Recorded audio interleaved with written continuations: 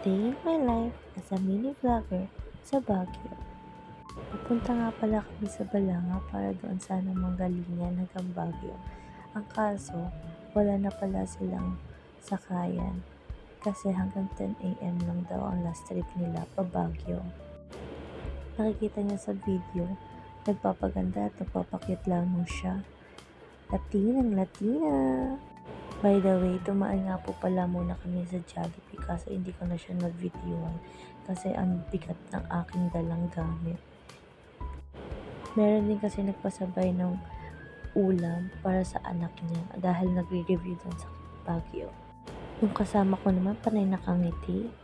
Ganyan ba talaga pag in love? Patawa-tawa lang ang person na yan. Pero saan ka naiinis na yan? Paano ba naman? Tumatawa yung katabi mo. Ganito ba talaga kapag in love ang tao nababaliw? Hala, cherries. Binabaybay na po pala namin ang daan papuntang Pampanga upang doon na sumakay papuntang Baguio.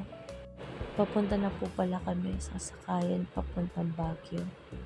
Nandito na po pala kami kung saan kami sasakay papuntang Baguio. At by the way, nahilo na po kami pala dyan ng time na yun. Kakahanap kung saan kami sasakay kasi wala po kaming nakita na nakalagay sa bus na papuntang Baguio. More on pa Manila po lahat. Kaya po napag-isip na namin na magtanong kung saan kami pwedeng sumakay. Sinamahan nga po pala kami nung nagturo sa amin kung saan kami sasakay papuntang Baguio. Sa van po pala kami sasakay papuntang Baguio. Nakasakay na nga po pala kami sa van kung saan po kami tinuro ni Manong.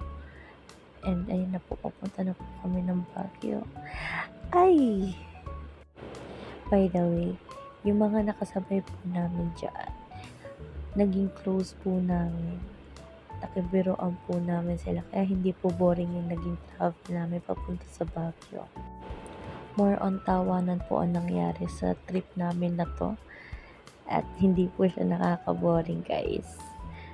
Kapag marunong ka po talaga makisama sa mga tao, magiging close mo po sila at makakajami mo po sa mga bagay-bagay. Ultimo nga po yung driver dyan, naging close po namin. At sa buong travel po na yan, wala po kaming ginawa kung hindi tumawa lang ng tumawa. Nagbibiruan na rin po kami sa isa't isa. Akala mo, napakatagal na po namin magkakakilala. Sabi pa nga po ni Manong driver sa kasama ko, sa kaibigan ko, na meron siyang anak, single, ipapakilala daw po niya sa kaibigan ko. So sabi ko naman, hala, may chance ka na maging straight.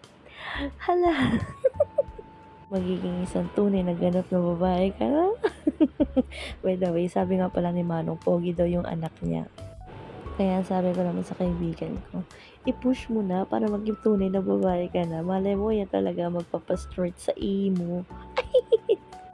At yun nga, ginabi na po kami sa biyahe. Yung time na test, papunta na kami sa bahay ng tutuluyan namin ng unang gabi. Alas 7:30 na ata kami nakarating sa Baguio. And grabe, ramdam na yung lamig. Hindi naman na siya season ng taglamig, pero ramdam pa din yung lamig kahit pa paano. Pero mas malamig sa madaling araw. Masarap talaga magdala dito ng may kayakap. Kakakape ko. Ang susunod na balik ko dito, maghahanap na talaga ako ng kasama. Para hindi naman ako lonely. Yung kasama ko may kayakap, samantalang ako wala. Paano yun? Ang unfair. Dapat sa pamilyang ito, walang nakakalamang. Dapat lahat pantay-pantay. Kaya sa susunod na punta ko dito, may kasama na ako para meron din akong kayakap. Para hindi ako naiingit sa kanila.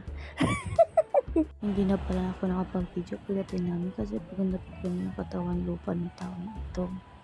Hindi ko rin namalayan na doon mo pala yung nasa camera ko. Basta video-video na lamang taong ito.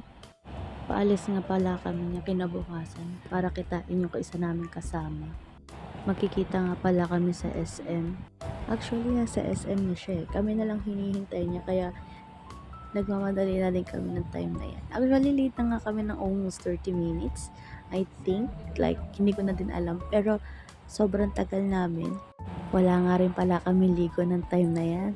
Sobrang lamig kasi ng tubig. Akala mo may yelo.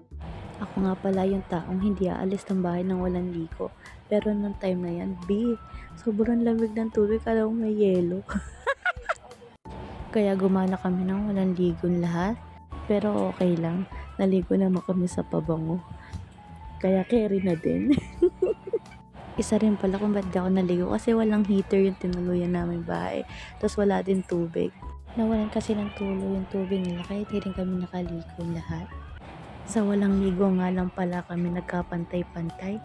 Nakalamang lang sila saan kasi sila may kasama, ako wala. Ay,